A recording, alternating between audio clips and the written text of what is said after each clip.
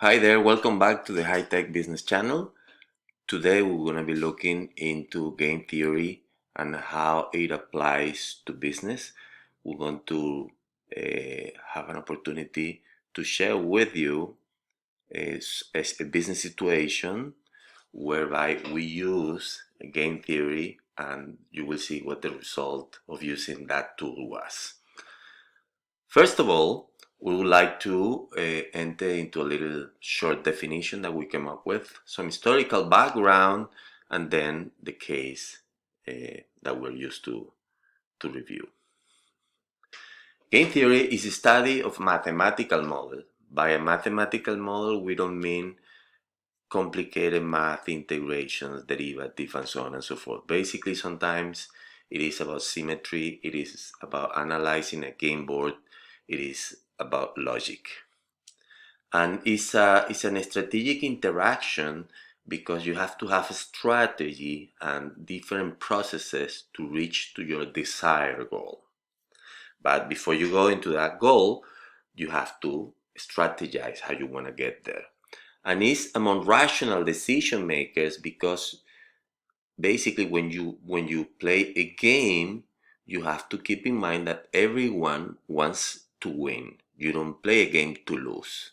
So decision makers do have rational processes to go to their own decisions. So let's jump right into some little historical background. John von Neumann, a Hungarian mathematician, he moved, well, he went to University of Budapest, University of Berlin, Swiss Federal Institute of Technology, and he ended at Princeton. And likewise, Oscar Morgenstern, he moved from the Vienna University into Princeton, and about 1938 or something of that nature, they both met and they wrote this book which is called Theory of Game and Economic Behavior, and I believe that's one of the first books that addresses game theory and how it does apply to businesses. Additionally, while they were at Princeton, remember in 1938 and that nature, there were most bright minds that had moved from Europe over to the U.S., escaping from the war, from World War II.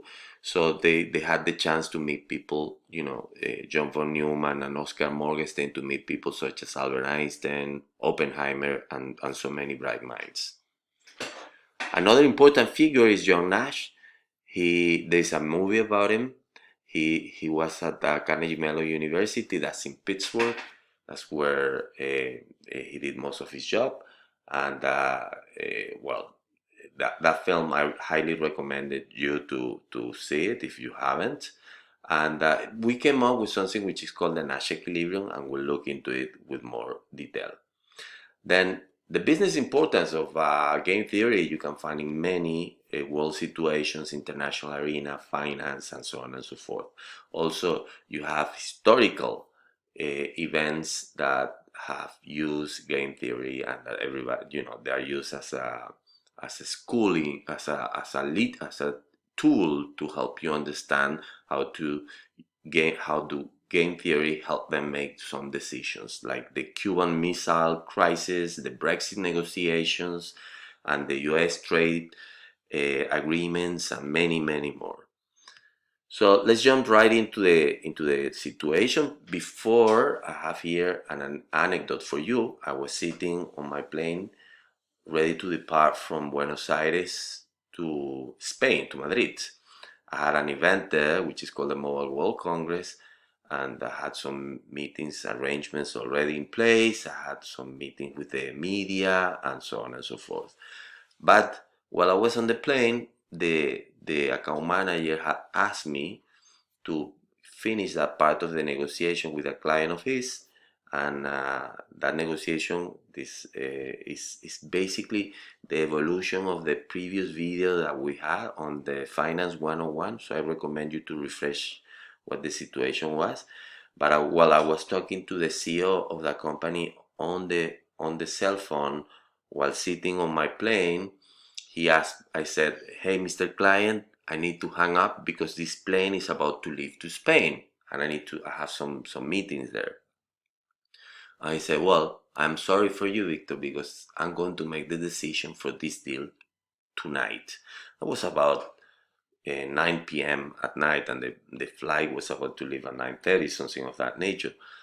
So the whole story ends up as follows. 2 hours later, I was sitting at the Buenos Aires Airport Cafe, finishing up the discussion with the client, and the whole anecdote is to let you know that you have to go the extra mile when a business which is sizable and it represents a lot to you. You have to make sometimes some hard decisions on your own personal agenda to really try to accomplish your strategic goal.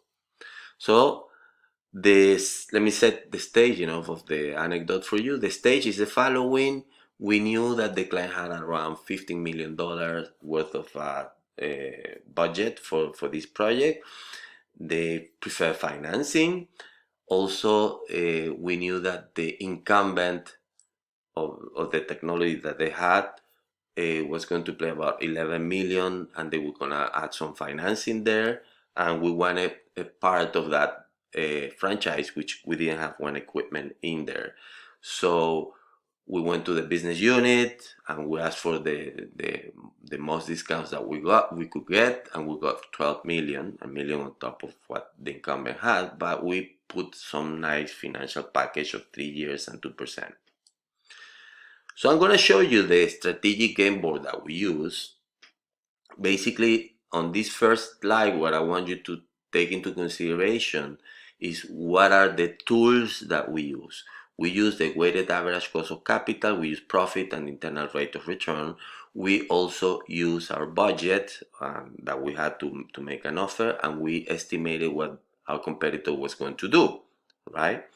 So why is important the WACC? Because it essentially helps the client make a decision based on how much interest they are going to pay to finance the operation. And in that case, I have we had the information that the WACC that they had was 12%, right?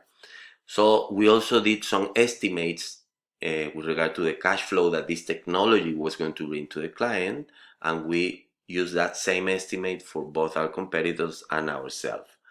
And then, we went on and we estimated the net present value, right? And from then, which is the discounted cash flow brought to the present.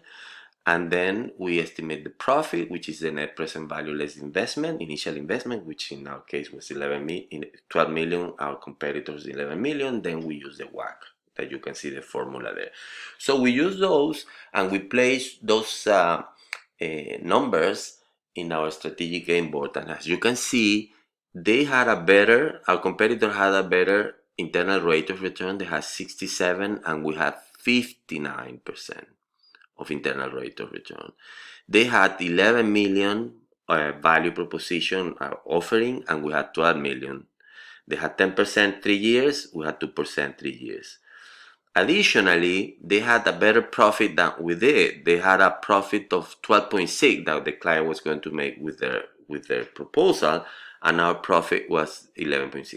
The only thing that we had in our favor was the weighted average cost of capital, which was 9% versus 11.4%. But when you see the WACC is very important because it addresses the complete financial structure of your client.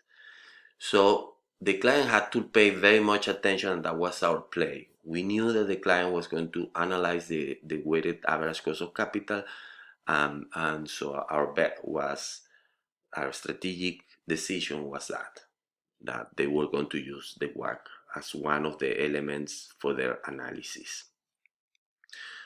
So at the end, we didn't have any incentive to move from our value proposition. We couldn't go higher. Our competitors couldn't go higher. So we both were in what we call a Nash Equilibrium. We didn't have anything else to do. We couldn't change our strategy either whether our competitor would do it or not. And in addition to that, we both could cooperate, but we were not going to do it because that would be collusion. So we enter into a prisoner's dilemma, in the sense that we had to do the proposition that maybe we could do a better one, but because we didn't trust what our competitor was going to do, we placed that. So at the end, we won this deal. The client went for weighted average cost of capital as the item most relevant from the value proposition, on top of the technologies, on top of the services that we provided, and all of that. They decided that a 9% WACC was much better than 11.6% WACC that the competitor were offering.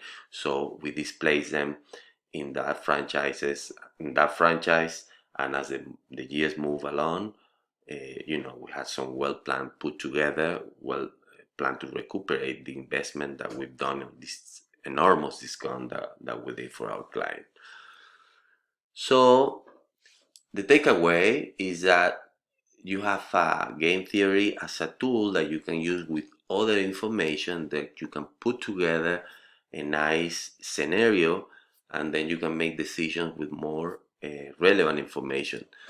And you have also the strategic planning, which is you can analyze these different scenarios and outcomes, and therefore you can develop different strategies based on the different outcomes that you may have. So I hope you like this video.